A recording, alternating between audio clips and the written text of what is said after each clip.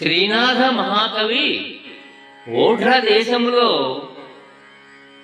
కృష్ణానదీ తీరంలో బొడ్డుపల్లె అనే గ్రామం వద్ద వ్యవసాయం చేశాడు.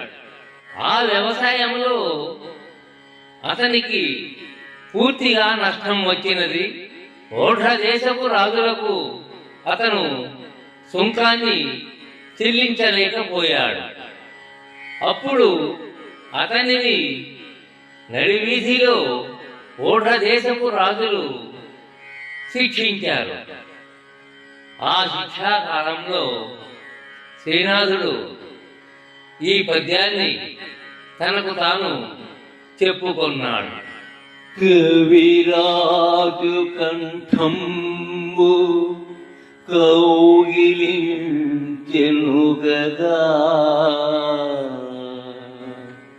కవిరాజు కంఠంబు కౌగిలించెను గదా, ఊరవీధి నెదురెండ పొగడదండ,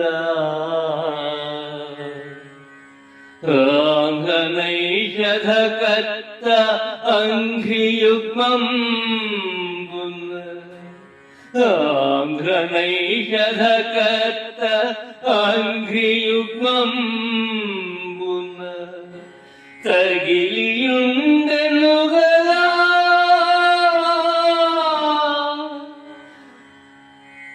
నిగళ యుగము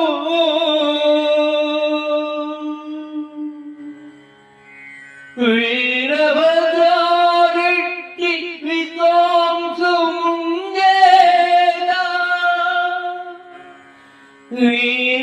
వీరభద్రారెడ్డి విద్వాంసు ముంగేట వీయమందెను గదా,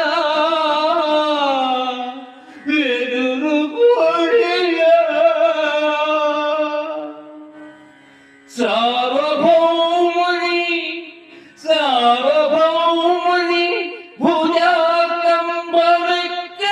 గదా,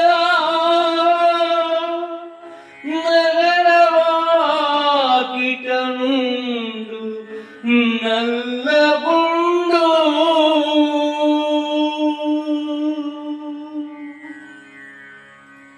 కృష్ణవేణమ్మ గుదిపోయే ఇంత పొలము,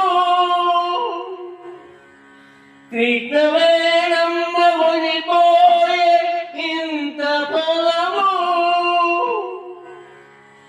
విరవిరాక్షులు తినిపోయే తినలు పెసలు,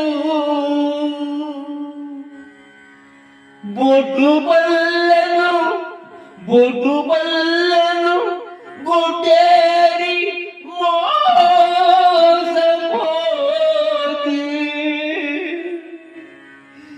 ఎట్లు చెల్లించు కంకంబులు ఏడు రోజులు,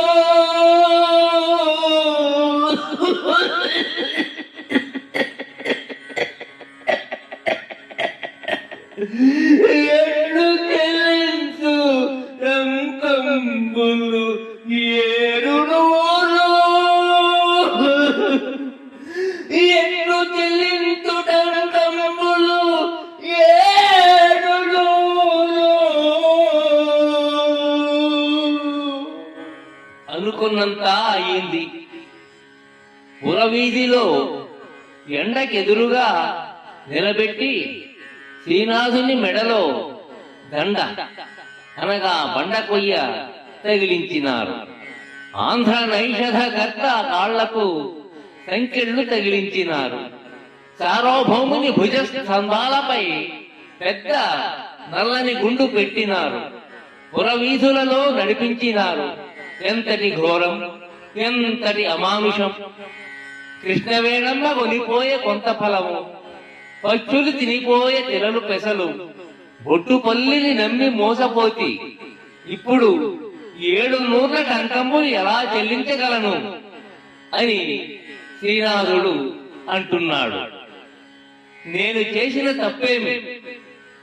వ్యవసాయమే కదా, అందులో మోసగించి చేసినదేమి అంటూ దారి కానక పాపమా కవి సార్వభౌముడు ఈ పద్యంలో దీనాతి దీనంగా పరితపించాడు.